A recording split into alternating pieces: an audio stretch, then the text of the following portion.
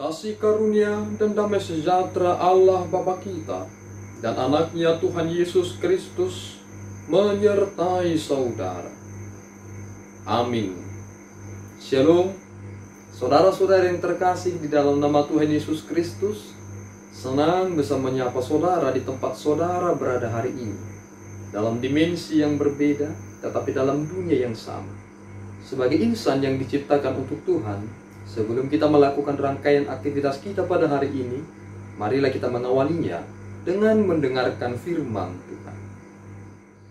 Shalom, pembacaan firman kita pada hari ini tertulis pada Matius 25 ayat 31 yang berbunyi, apabila anak manusia datang dalam kemuliaannya dan semua malaikat bersama-sama dengan dia, maka ia akan bersemayam di atas tahta kemuliaannya. Amin. Saudara-saudari yang terkasih di dalam nama Tuhan Yesus Kristus, penghakiman itu pasti, dan kematian itu juga pasti. Perjalanan kehidupan kita kepada ambang batas maksimal akan berakhir pada kematian. Tetapi yang terpenting di balik itu semua adalah, jika aku nantinya mati, maka apakah aku akan beroleh kehidupan yang kekal itu atau tidak? Pada penghakiman kekal, pada penghakiman nantinya, di sanalah terdapat perbedaan yang begitu signifikan. Domba dan kambing akan dipisahkan, dan domba akan dijadikan di sebelah kanan, sedangkan kambing akan dijadikan di sebelah kiri. Seolah-olah ada paradigma berpikir yang sangat serius di balik istilah ini. Mengapa ada penganalogian tentang domba dan mengapa ada penganalogian tentang kambing? Sebenarnya kambing dan domba bisa memiliki kandang yang sama, memiliki makanan yang sama, tetapi kambing dan domba tetaplah binatang yang berbeda meskipun diizinkan diam bersama.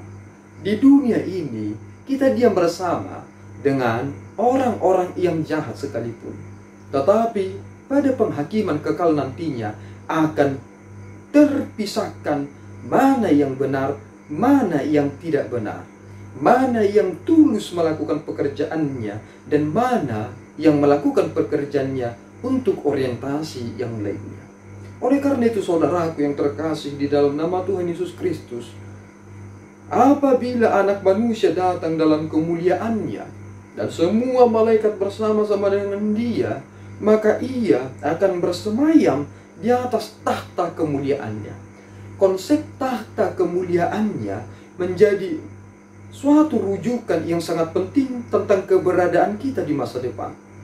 Ketika Yesus turun ke dunia, ada suatu istilah yang dipakai oleh Rasul Paulus, bahwa ternyata Yesus yang menjadi manusia seolah-olah berada sedikit di bawah malaikat, dan lebih rendah lagi ketika dia mati. Tetapi lewat kematiannya dan kebangkitannya dan naik ke surga, dia menjadi sosok yang di atas malaikat itu nantinya. Jika kita posisikan dalam perkembangan atau pemahaman kita dalam iman itu, jika Yesus Kristus ditinggikan dalam tahtanya yang kudus, dan kita yang ikut di dalam karya penebusan itu menjadi orang-orang yang mempertahankan dan memenangkan kehidupan kita dalam pertanggungjawaban iman sebagai pemenang, maka kita juga akan bersemayam dalam tata kerajaan itu.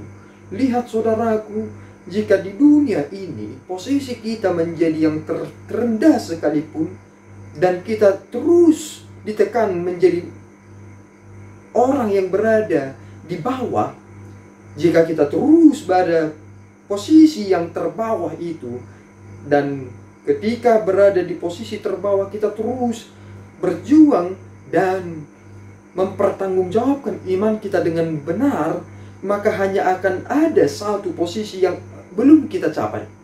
Yang terendah sudah kita peroleh, dan hanya ada satu tempat di mana kita berada, yaitu kita akan ditinggikan. Inilah yang terpenting. Orang-orang ingin sekali ditinggi-tinggikan di dunia ini, padahal sebenarnya mereka akan direndahkan di masa depan. Lihat bagaimana cara Yesus Kristus memberikan pengajaran yang sangat luar biasa itu kepada kita. Ada orang yang bisa berkamuflase lewat kata-kata, tetapi orang yang benar itu, meskipun mereka sudah melakukan yang terbaik bagi Allah, tetapi dia tidak merasa itu menjadi sebuah pengorbanan. Mengapa itu penting? Karena ternyata ketika kita melakukan sesuatu yang baik kepada Allah, maka kita akan merujuk kepada orang.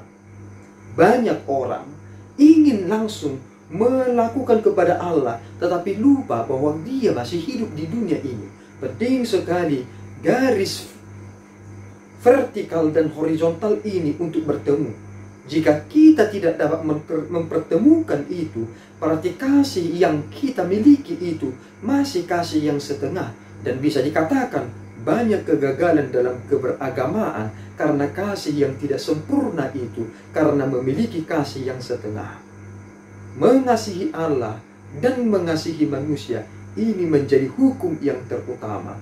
Pernah ucapan Mother Teresa berkata bahwa ternyata pada akhirnya nanti bukan pertanyaan berapa gelar yang kamu peroleh, berapa pendidikan yang telah engkau lewati, berapa rumahmu, berapa pakaianmu, berapa harta kekayaanmu, tetapi yang ditanyakan adalah di mana kamu ketika aku haus?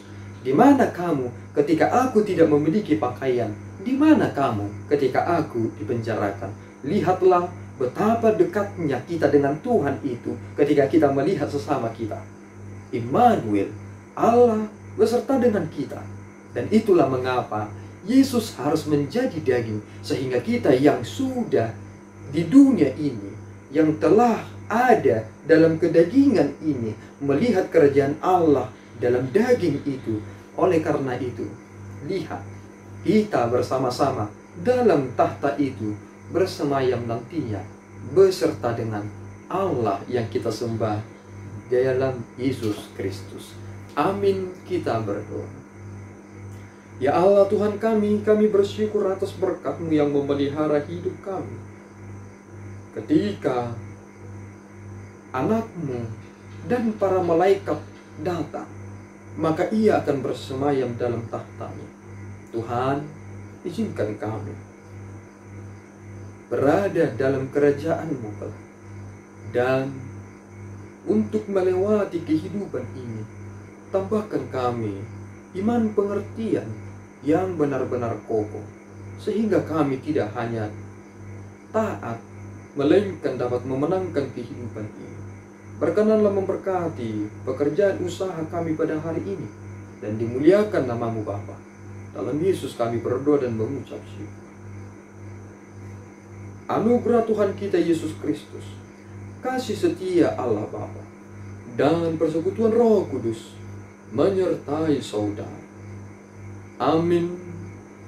Tuhan Yesus memberkati.